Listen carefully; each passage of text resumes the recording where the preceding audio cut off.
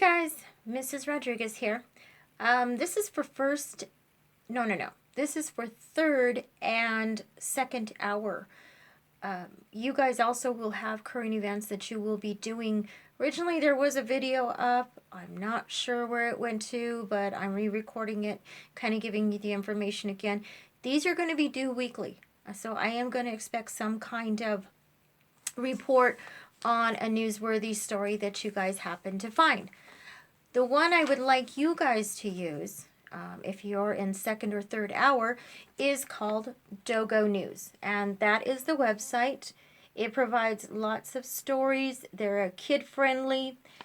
As I said before, I want you to stay away from the crime stories. And I want you to report about anything else. There's going to be lots of stories about the pandemic and the coronavirus, but there's also lots of different stories about how animals have been affected by this. There was a great story I saw recently. It had to do with the Brooklyn Zoo. And what they had done is they actually had tested one of the lions, and the lions turned out to be positive for the coronavirus.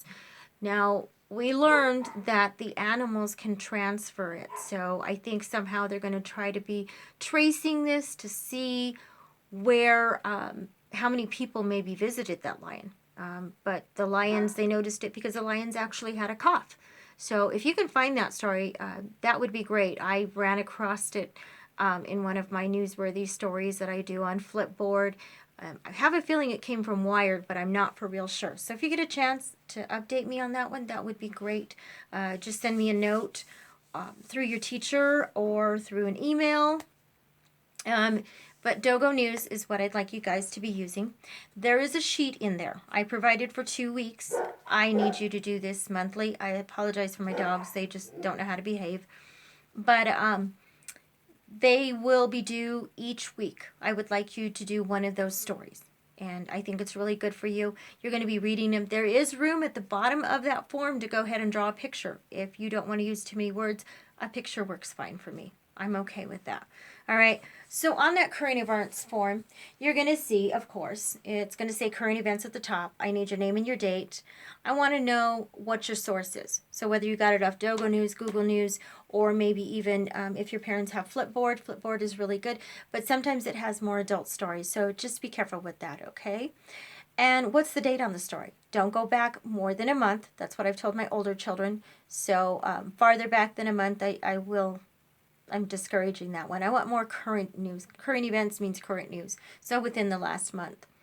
And then what is the main idea?